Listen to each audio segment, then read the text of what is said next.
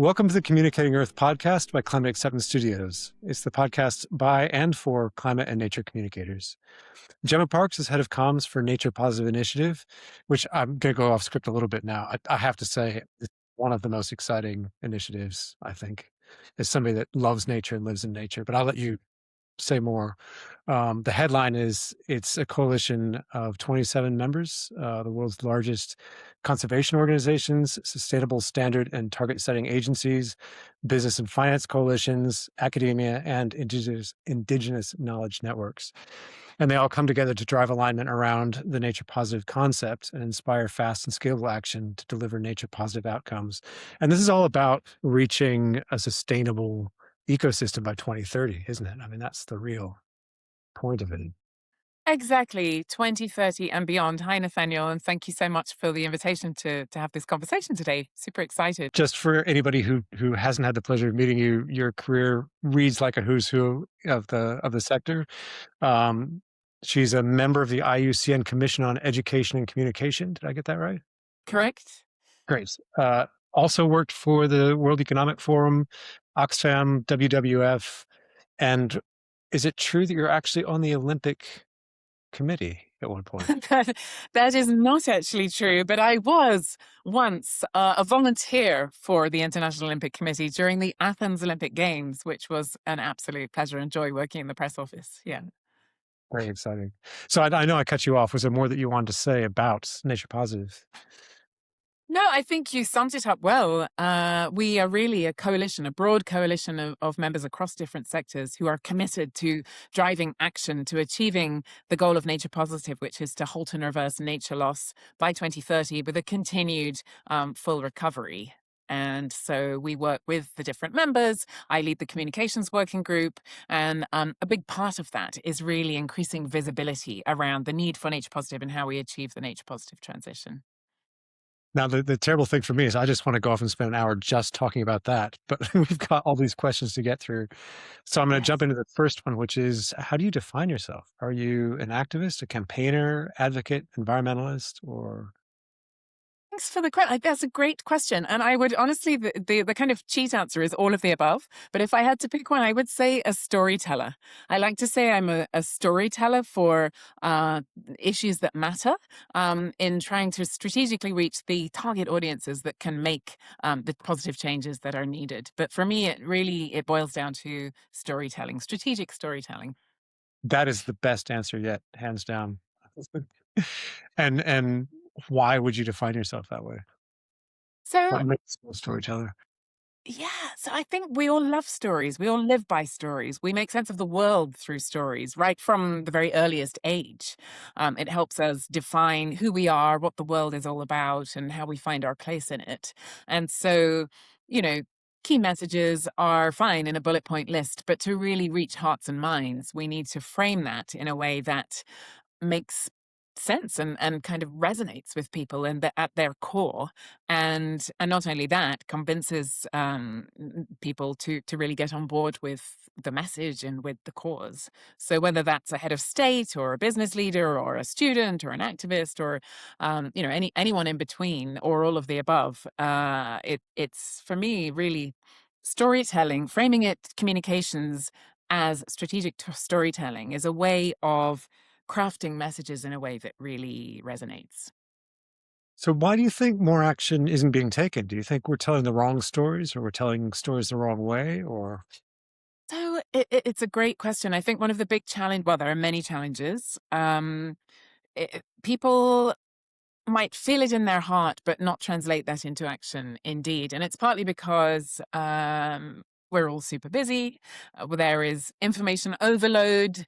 There's a problem of fake news. There are just so many priorities going on in the world that if I knew the answer to that question, really, I would, it's really the $1 million question. But I think we need to, there's some fantastic storytelling across the sector and beyond for sure.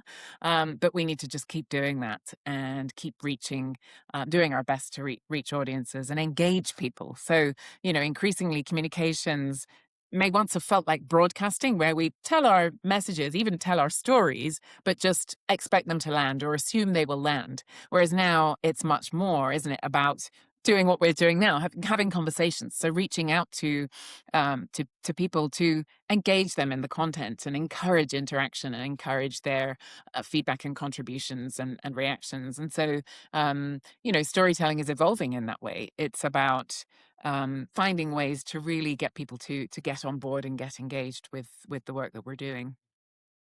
And I think I heard that you've got a specific example to talk about. Was it bluefin tuna? Is that I right? do, exactly. That's one of my favorite examples of the projects or campaigns that I personally have worked on, even though it was now, if I'm honest, it's almost 2 decades ago that I started working on that campaign. You But don't for have to be me, honest. That's fine. pardon? You don't have to be honest. That's fine. I know, exactly.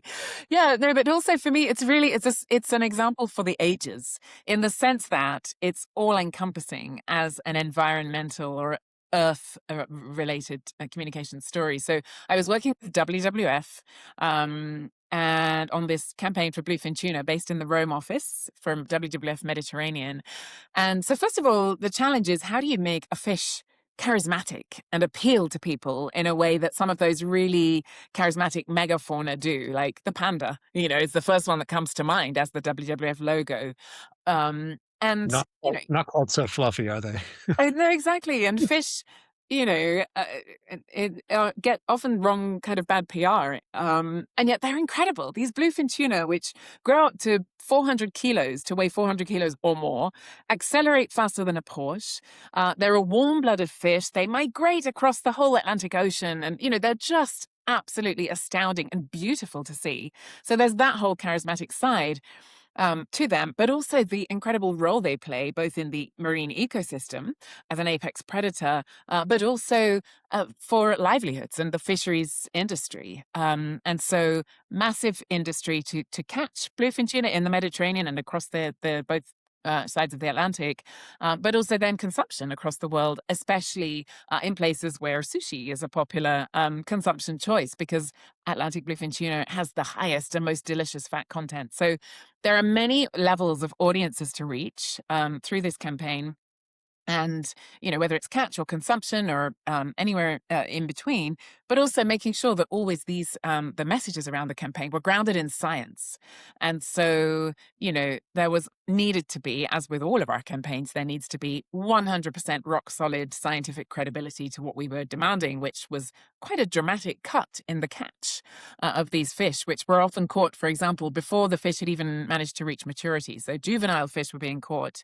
Therefore, logically, they're not reproducing, and the species itself is really then even more under pressure. So, but getting that message across to what was often quite a hostile or resistant, or just a blinkered audience that was very much about, the catch within this coming year and the industry and the revenues within this coming year at any given time. So that was an additional challenge, and the great part about it is, and that's a benefit of looking back with a little bit of time, is that we can genuinely say the campaign, which was not only our team, we worked, of course, with many partners. There was a lot of really great coalitions driving towards this, but it worked.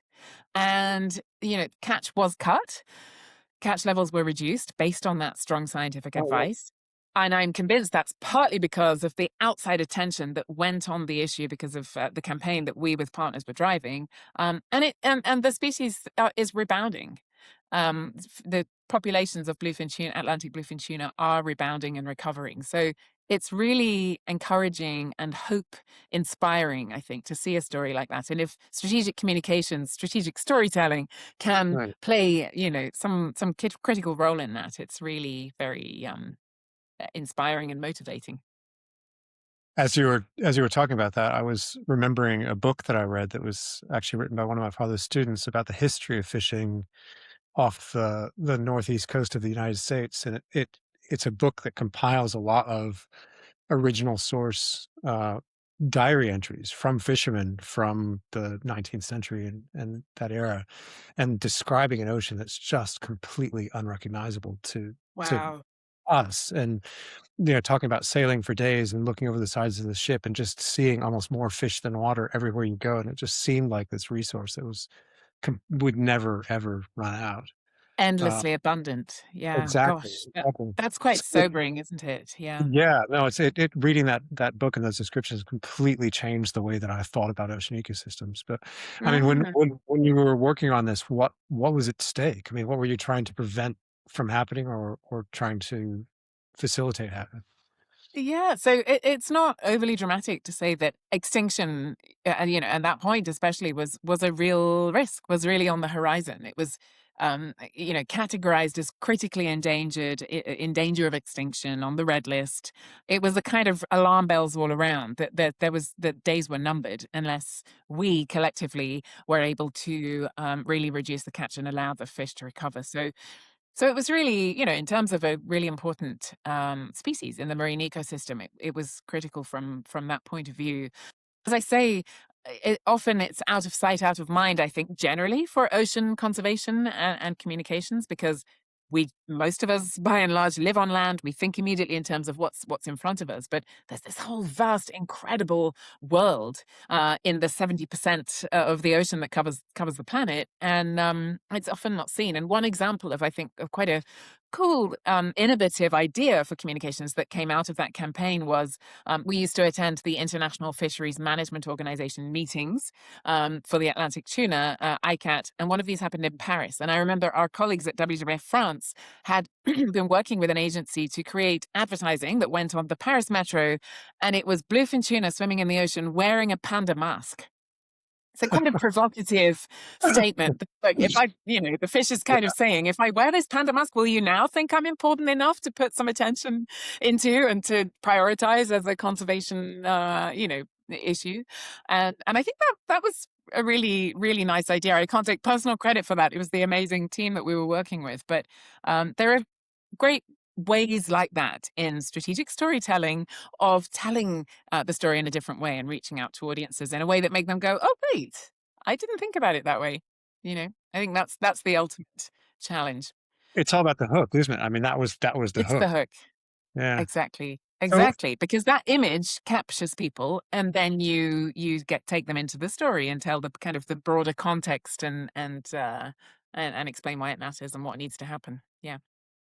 So what audiences were you trying to communicate to? I mean, obviously the general public, but was it a broad spectrum? Were you also trying to talk to policymakers, for instance? And what was your Exactly. strategy for reaching these audiences? Was it a one size fits all, or was it separate for each sector? It's a great question. So definitely separate for each to some degree. So we at WWF, I think still now they're renowned for being extremely, prioritizing being science based, and so we were producing new reports and scientific, reports on the evidence of the status of the fishery. So those were always a priority to convince both, the decision makers across the board, whether it's policymakers and ministers and senior governmental advisors, or the business leaders and industry representatives who would also come to these fisheries management organizations, because it's hard to deny. It's hard to really just brush aside a very credible scientific report, which ultimately is in the interests of the long-term viability of the fishery and the industry itself. We're all ultimately should have been moving in the same direction, with a long-term view. So all of those audiences we would reach in different ways. We also had a business statement, a kind of moratorium that many businesses had said they would not be selling or offering to consumers bluefin tuna until it was out of the endangered status. So that was very powerful. All of those kinds of things. But then by reaching general public on the Paris metro with those adverts, it's a way of, and many other ways as well, through press outreach and all of those kinds of things, it's a way of showing those decision makers who are behind the scenes, sometimes in those quite out of the limelight discussion rooms, that actually it's a bit of a cliche, but the world is watching. That's the impression we're trying to give with that carefully, creatively designed broader reach communications. And it's a little bit the same way that we work now at the Nature Positive Initiative, if I can kind of flip ahead and make that link, because we're a small team. I mean, on communications, shout out to the amazing Emily McCoy who works with me. We're a mighty team of two on communications for Nature Positive Initiative, and yet we're doing our best with that really ambitious aim of driving action for the nature positive goal for the global biodiversity framework. And so we need to be so strategic and so targeted in how we both directly target those key people who can make the change and the difference, to make the positive change that matters, but also how we work smartly with partners and with peers and we have a communications working group across members of our coalition, because together we're greater than the sum of our parts for sure. And that's Right. been just a massive strength for us is working with all those amazing organizations and amazing communicators, and getting on the same page and driving forward together to target those specific audiences, because otherwise it's overwhelming to try and think about all of the people we would love to reach. Yeah, as you're talking about all these different stakeholders, audiences, messages, messaging platforms, it's kind of doing my head in a little bit. I wouldn't even know where to begin. Um, I know. After the quickfire round, I'm very curious to hear a bit more about how you actually did accomplish what you accomplished. But my last question before that, though, is what were the biggest obstacles that you faced? Don't tell me how you overcame them yet, but what were the biggest problems that you were dealing with? Yeah, so there was several, I would say. One was this really critical need to be culturally sensitive, because Hmm. many cultures and communities feel very strongly about bluefin tuna, and it has been a part of. I have to say the Yeah. community that I live in puts tuna on every single salad. You cannot order a salad without tuna on top, like burying the lettuce. I don't know where they Yeah.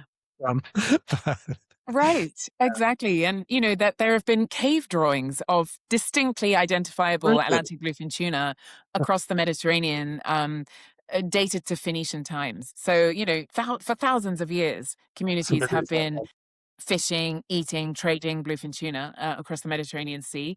Yeah, We know well it's very popular, traditional item to consume, especially in Japan. So, among Japanese culture specifically, there's a very strong identity, and sense of connection with bluefin tuna and all that entails. So it's above all super critical to be very sensitive to that.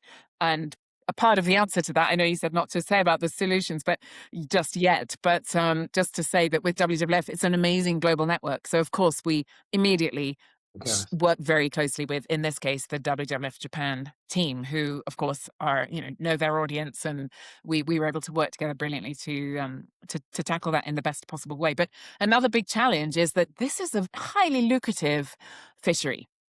And I should have mentioned earlier when I was talking about the kind of top statistics of the bluefin tuna, one fish can sell for upwards of 100,000 US dollars on the Tokyo fish I've market. heard that, So yeah. go figure, it's of course drives huge interest in that fishery. There is massive pressure to just maximize catches. Sad to say, but not surprising, there's a lot of illegal fishing, or there has been certainly historically, and a lot of kind of ways of getting around the rules. So that is, for an NGO, is quite a challenge to try and juggle those aspects of things. Yeah, I can't wait to hear more, but I'm gonna jump right into the quickfire round first. So, first word that comes to mind when I say climate. breakdown. Greatest inspiration in climate and nature communications? For me, it has to be Sylvia Earle. Ah, okay. We've had the Yes, the incredible, of course, marine biologist who apparently has spent more than 7,500 hours in the deep ocean. And for me, she is just such an incredible inspiration and reference for how we need to be motivated and take action for the planet. this might be the same answer, but, who is someone's work who you think should receive more attention? That's a good one. I don't have a name that springs to mind, but I definitely feel that we need to put a lot more focus and attention, and put, minutes and hours of news media on young generations and what they are bringing out, what they're creating. They're incredibly, I've met so many incredibly passionate, innovative, bold, hopeful young people, whether that's teenagers or young or university students or 20 something, young professionals. That gives me massive hope. But also, I think, wow, we need to put a lot more attention on them to listen to what they've got to say. So I know you're going to struggle with this one. I like asking this as much as I would hate to answer it myself. And that's what's your favorite book, TV show, or movie uh, on environmentalism, climate, or nature? Very, very difficult question and difficult to choose. But for me, in the end, I have to say Jane Goodall's Book of Hope. Um, and so another very, very strong personal inspiration in Jane Goodall, who, of course, sadly we lost recently, but she remains such a massive inspiration. And her Book of Hope, which I have with me here, I've always got it close by, really does what the title says. It's about what are some really concrete, realistic, tangible, pragmatic reasons for hope in a world that can often seem so bleak and devoid of hope. And so she talks about things like the indomitable human spirit and the resilience of nature itself and all of those things. And it has such gravitas coming from Jane Goodall. So yeah, that's a repeat read for me. Have you got a favorite communications channel?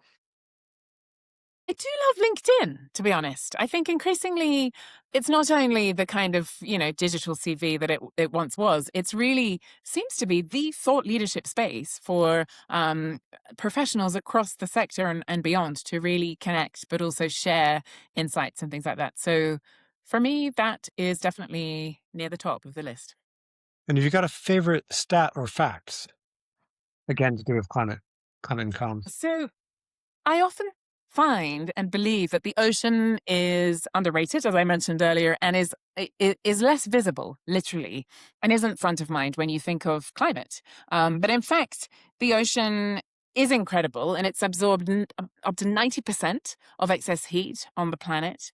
It absorbs carbon, and it regulates weather and global climate, and so for all of these reasons, many incredible statistics about the ocean. I think we should have it closer to the front of our minds when we're thinking about tackling the climate crisis. And if you could retire a single myth or misconception about the climate, what would it be? For me, that one has to be the sense of global warming. We hear that term less, but it's still out there a lot, especially in kind of more lazy, dare I say, news media. And I just think as a term, it's so misleading. It indicates that it's a very linear, planet's getting hotter, hotter, hotter. But as we know, it's really up and down. The And climate I think, past is better, isn't it? yeah, climate crisis is much more accurate. Do you have a single number one source for climate information?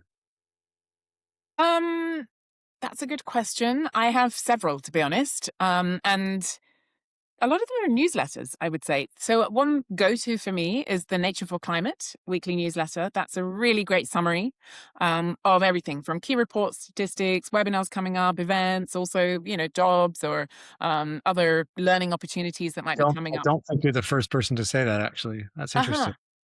It's a Uh, good one. do you have, last question, do you have a go-to analogy or metaphor to explain the climate crisis? So I love this question. And the first ones that come to mind for me are things like that, our house is on fire, of course, made famous by Greta Thunberg. We're on a sinking ship, those kinds of things. But I heard the other day one that really resonated with me. And it's that it's as though we are sewing our own parachute while we're in free fall, because it gets across the sense of time, time is urgent. And disaster is imminent, but we have got the solutions. We've got the agency and the ability to create, to find and bring into being these solutions to make the change, but the clock is ticking. So that one for me is kind of gets across quite well that concept. And I would add that actually the parachute that I'm stretching the analogy now, but the parachute that we're sewing is ultimately the web of life that is the natural world or biodiversity and nature. And so it also indicates how closely enmeshed nature and climate are. You can't separate them. And by the way, I love the fact that this podcast is called Communicating Earth, which in itself indicates everything is connected in terms of, nature and climate. Yeah, exactly. Maybe it's more about holding the parachute together than holding that existing Yes. work together than stitching it from scratch. I True. know for all Yeah, really exactly.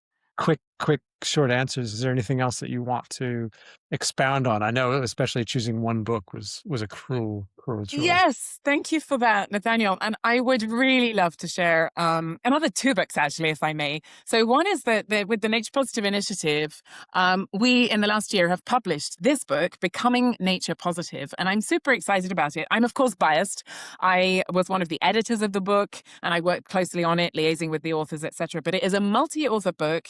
The lead author is Marco Lambertini, who's the convener of the Nature Positive Initiative, and he's the commissioning editor. But it's a whole compendium of incredible insights from a broad range of individuals, and it's really worth the read. And if people go to naturepositive.org/book, they can download it for free. So anyone can read this Wow. incredible resource. Um, and linked to that, we've also just released a film on the same book with the same name, Becoming Nature Positive, and it's now available for anyone to organize a screening. It will be streamed in due course, but for now, if people go to naturepositive.org/film, you can feel free I've seen to the look at that. trailers. It's Yeah. impressive. And if Yeah. I may, I'm going to be greedy and squeeze in another book because I am, in addition to being a comms professional, I'm also an actor. It's something that I really love doing is making theatre and creating theatre. And I wanted to mention this theatre play called Kyoto by Joe Murphy and Joe Robertson. I have not had the pleasure and the privilege of watching this play performed live. It was first performed, I think it was 2024. So pretty new, and it was immediately a sellout wherever it's been. It's been on in London and New York and other places, but really hard to get a seat. But I've read the play, and it's incredible. It does what I think theatre does best, which is does that storytelling that we were talking about earlier in a really visceral, immediate, engaging way, so the audiences really feel what's going on. And it's, as the name suggests, it's about that 1997 Kyoto conference when the Kyoto Protocol came together, and it kind of describes the political machinations and all of the deals and negotiations that go on behind the scenes. So, and I could talk about that for hours. I'm a big fan of how theatre in itself is such a powerful medium and a powerful way of engaging audiences, creating community, inspiring people to be motivated to take action or, change how they might think about things. So much scope there to explore. But that's for another conversation, I think. Well, that's great though. I mean, this is how I build my reading list. So you've just added 3 full books to my list, which is great. I love it.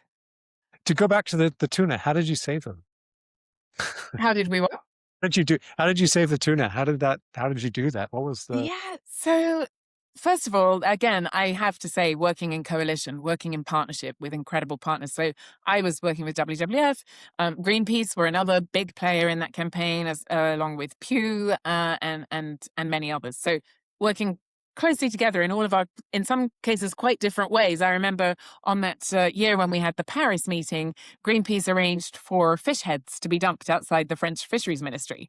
So, they do what they do best, which is catching attention, getting headlines, getting people talking about and thinking about the issues. And then we supported that with a little bit more sober, scientific reports and other things. But I worked on an online petition, so we got consumers from all around the world. I think we had more than 100,000 people who signed the petition in the end, I believe, as well as this business moratorium. So it was a multi-pronged approach to shine a spotlight, draw attention to the issue, and ignore the headwinds that we had. As I mentioned, there was some less friendly elements of the industry that really didn't want our campaign to succeed. So again, by kind of doubling down, supporting each other, working together as a broader coalition, we proved that it was kind of a bullying approach that we were met with, and we managed to show that bullying ultimately does not work. And and then kudos to the ultimate decision makers at the International Commission for the Conservation of Atlantic Tunas, which is the regional fisheries management organization, because they were able to be bold enough to say, well, the science is clear. We need to change the quotas, and we all agree on that. So that happened. Then the next challenge is implementation. So it's always a bit of a bumpy road, but within several years, the populations of Atlantic tuna had started to rebound, and it's on a steadily improving trajectory now. So, as I That's say, good. really inspiring when that happens on a campaign that you've personally worked on. So how did you even start? I mean, what was the first step? And of the strands of strategy that you used, was there one that was more important than the others? So, I think a key part of it, which I didn't mention earlier, was also doing our best to really understand this fish and everything about it. How does it live? So Where you does it so you ate a move? lot of sushi then, was that the first step? So you ate a lot of sushi then, was that the first step? No, actually not. No, during the time of that campaign, I avoided sushi altogether. And now I'm extremely careful to do my best to only occasionally eat sustainable sushi. But we contributed to the science in our own really modest way, but we launched a tagging campaign. So in the Mediterranean Sea, we had obtained some electronic tags, working with scientists, and tagged some tuna that we were then directly able to monitor and observe as they moved both about the Mediterranean, which is their spawning ground, their feeding ground, but also to watch that and see that these fish would incredibly migrate across the Atlantic, etc. Oh. So that helped us contribute a little bit in our own small way to the growing science around Atlantic bluefin So tuna. so basically, you made the tuna the subject of the story. Is that what Yes, you're saying? So it wasn't exactly. the But fishermen or the people or the cooks, it was the fish themselves. yes, that's true. I think it's important to lead with that because ultimately it is about the fish. But the people aspect is critical as well. The fact that Mm, livelihoods rely on this fishery, and the fishery is not, as is pretty much always the case. It's not all bad, not all unsustainable. And as I mentioned, there's been traditional artisanal fishing of bluefin tuna over millennia, and so there is still now is traditional, more artisanal, much more modest scale fishing of that fish. So, it's important to highlight that actually these are communities that have lived on that fishery in a sustainable way for hundreds, if not thousands of years. And they definitely do not deserve to be the victims of this sudden, only within a couple of decades, massive influx of very, very aggressive industrial fishing, and overconsumption. So that's an important story as well, that the kind of web of life and interaction, it really is mm. dependent on the fishery being sustainable. I mean, it's such a great success that you can look now and see a population of fish that was dwindling that's now coming back. Yeah, exactly. No, it's and it does demonstrate what I was saying is in Jane Goodall's book, and she talks about the ultimate resilience of nature. Nature is incredible. Nature can bounce back if we give her a chance. But also ultimately, and this links to what I think is one of the most critical messages that we need to get across to people, is that more or less, in the bigger scheme of things, nature will be fine. Planet Earth will be fine. It's us that really risk, Mhm. not being able to live comfortably or and thrive at all on planet Earth if we are on our watch. Rampant increase in the climate crisis is just allowed to continue, or the decline in biodiversity continues unabated. The ones who are ultimately going to suffer most is people. And I think that's a really key message to get across. And if I can, just to share a quick anecdote, at a recent COP that I attended, somebody opened their talk in one of these panels by saying they were from a big pulp and paper company. I won't mention any names. And so they looked around the room of like 200 or 300 people and said, "Okay, everybody in the room, put your hand up if you have used a paper towel or toilet paper so far today." Of course, everybody puts their hand up. And she's like, "Well, 60% of you have most likely used our products." So everyone's like, "Oh, wow, okay, big company." But for me, I'm like, yeah, why don't we just stop at the paper? Stop at maybe asking people, how many people have had a drink of water so far this morning?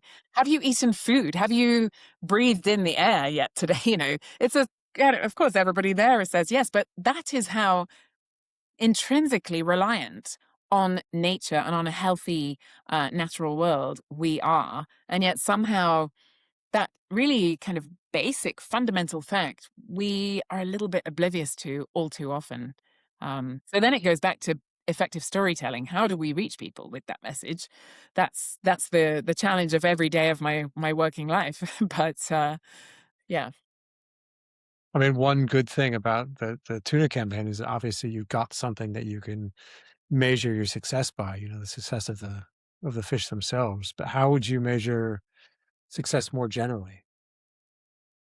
it's a notoriously a challenge for communications, isn't it? That one thing is counting the quantitative results. How many media articles did we get? How many clicks on social posts did we get, etc. But the qualitative communications results, whether that's more in terms of outputs and contents, and are our messages really well expressed in the different articles and outputs? That's one thing. That's already hard enough. But then to follow through and prove and show that in some way your communications work has helped achieve impact on the ground is notoriously hard. And I think one of the best ways really is anecdotal. So we do monitor the results generally, but then in terms of that substantive input, we do our best to, where possible, talk with both colleagues and partners and others on the ground, just to try and find out whether our messages have resonated, whether they've heard the stories, and whether they inspired them to take any action. Because otherwise, it, it it is one of the biggest challenges is proving that impact. I like that metric though of have you heard this story or not? Yeah, 'Cause you've heard the story you've been telling, and that's success, isn't it? exactly. Have you heard it, and did it inspire you to make any It changes? yeah, exactly. Um, and if not, how can we change it? How can we improve the message? I think it's a fair question. So what lessons did you learn from that campaign that you've been able to apply to other campaigns beyond that? Yeah. So I think for me, and that was early on in my career, it was such a good grounding in campaigning more broadly. And I worked with such incredible colleagues across WWF Mediterranean and beyond, who I learned so much from. Um, but just in general, kind of doing this very broad, creative, strategic communications approach, I think it was a great grounding in having all aspects of a story coming in one way or another. In other words, we talked about the science, we talked about the consumption, we talked about the catch, we talked about the wider impact on the ecosystem. And it could sound like a smorgasbord of just too much information and too many details, but actually, if it's crafted in the right way, it can give a really complete and therefore more authentic and compelling picture of what's going on, what the impacts are, what the different impacts from different sectors might be, and why it matters to make a change. So having those broad approaches um, across different aspects of the story is, I think, the key lesson that I've taken with me ever since. And what do you see as the future of climate communications? So increasingly, and I always think, we need to do more of this, but we do our best in with our partners and friends at the Nature Positive Initiative. Is the information space is getting noisier and noisier, and there's increasingly the risk of misinformation, even disinformation, that we're all tackling and dealing with every day. Allegations of fake news. It's just a mess. And so, more than ever, we need to cooperate, get on the same page, collaborate, and find partners who are leaning in the same direction, and really do our best to work together and join forces in terms of getting our messages clear, making sure that we are in line with each other in what we're saying. Of course, that still leaves plenty of scope for creative differences and different ways of telling the same story. But I think by working in partnership, we're much stronger and more likely to be able to stand up against that risk of information pollution, let's call it. Do you feel like the types of stories or the way that we're telling them or the channels that we're telling them on is changing? So I think for sure things are getting increasingly interactive. as I say. So we mentioned that earlier. It's no longer just one way, is it, with communications, where it used to be broadcast, put your message out into the world and hope it lands. We can't get away with that anymore. And it's just not the way people consume. None of us consume our information that way so much. So I think we will see a increased move towards those communications approaches being much more interactive, and two-way, and that's our best hope of getting people on board and engaged with the messages as well. I mean, the difficulty is obviously making something that's interactive at scale, isn't it? How would you? It is. It is, yeah. No, that's for sure, and part of that is working through partners, with partners, to Mm. make sure that we're all reaching out to our respective networks, respective audience groups, with similar messaging at the same time to get them on board, I for mean, that sure. sounds like a great lesson. Is that it's not about a single message or a single channel. It's about becoming more and more diffuse, potentially. True. Yeah. True, but ultimately, all leading back to, in the case of what we're working on now, and driving action towards achieving the global biodiversity framework target of halting and reversing nature loss. Everything needs to come back to that, but at the same time, as you say, it can be diffuse and reaching audiences in different ways. Well, this is forgive me for co-opting the word. If you create an ecosystem around the story, then it's Yes. a much stronger story than the sum of its parts at the end of the day, isn't it? Exactly, that's absolutely right, and, going back to my bluefin tuna example, in a sense, that's what we were doing. Sometimes, Mhm. our team doing it all, but you could have one organization working more on the scientific reports, another one working more on the consumption angle, then the catch angle, and it's just all ultimately driving in the same direction, but from different angles and reaching people in a different way. Yeah. Have you got a single piece of advice that's really stuck out for you or that you'd like to pass on regarding climate and nature comms? So, work with great people. If I were to advise, a recent graduate or someone starting their career, I've had the great privilege of doing that, of working with incredible people, either as my supervisors or, I have recruited amazing, brilliant people, um, and people who I can learn from, people who are brilliant professionals and excellent, bring creative ideas, but who also, you know that you've got each other's back. And I think in our sector, more than any other, probably that is just critical, is to know that there you have colleagues and partners who have your back and you're working together in the driving together in the same direction. I think that's a key one for me. If you could only communicate one message to the public, what would that be? What do you think is the most important message that we need to be communicating right now? So for me, front of my mind right now is the message that nature is fundamental to everything that we do, and we can't survive without it. It's a bit of a truism. I think we everybody on some level knows that, of course. Um, and yet, I think there's often a mismatch between people saying, "Oh, yeah, I love nature," and I know that, of course, we need water and air, and everybody gets that. You don't need to convince anybody of that. But it's about how our own actions actually, all collectively, drive towards helping to, restore nature and keep nature in a healthy way and thriving. And you know nature is fundamental to everything in our lives, whether that's basic survival or business operations at all levels of the supply chain. Having a healthy natural world is critical to that. So I think that that's my constant challenge, is finding ways of telling that truth, telling that story in a way that resonates with people and inspires them to take action. I mean, I hate to say that sounds like an entire shift in mindset more than a single message. Huh. Yeah, maybe. Well, that's what we need. Yeah, yeah. No, I've come to that place many times where I've had exactly the same thought, where it's just if we all shifted our perspective a little bit and saw nature through that particular lens, I think everything would change very quickly.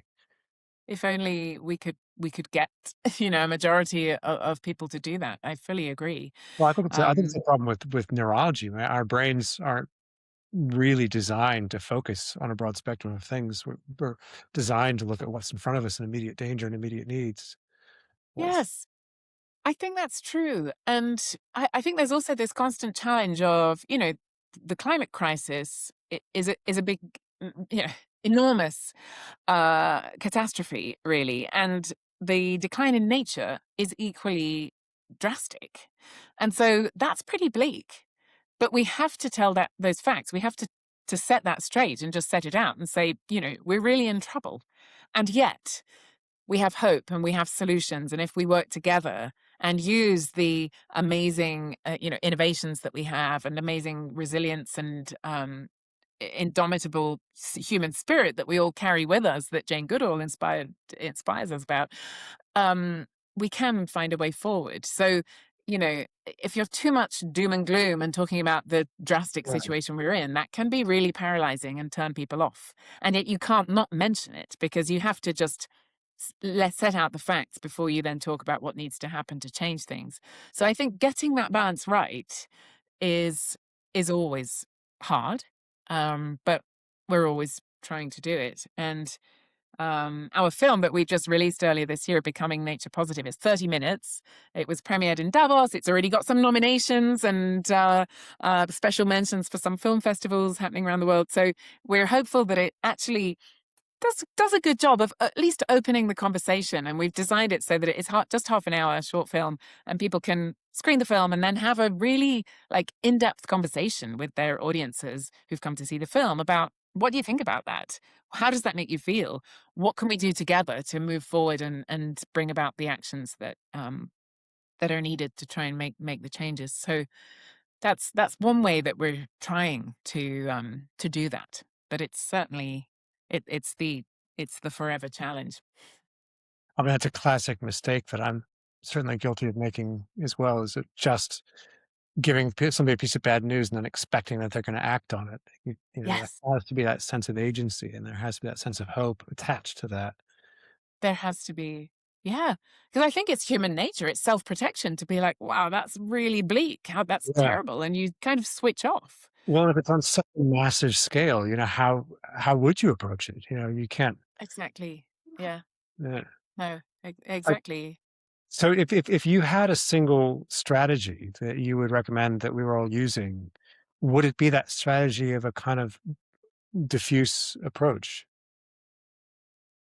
It would. I think a combination of that diffuse approach of saying the same thing, getting on the same page in terms of what the key messages are, but telling that story in different ways. But at the same time, strengthening the connections that we have with allies and partners, because we need to support each other in what we're doing more than ever. So the last question on the list is, what are you going to do after this? What's next on your to-do list? Well, I actually, true story, I'm arranging some screenings of the film, Becoming Nature Positive. So it's true. My inbox is nicely busy with people who've been reaching out and who've seen the screening toolkit and want to organize their screenings. And it's quite a wide range. We've got some that start at, for example, a team lunchtime screening in their office, or Oh, um, fantastic. that level, or people who want to show it to their board and open a conversation. A business wants to show it to their board of trustees and open a conversation about sustainability and nature positive, right up to climate festivals, and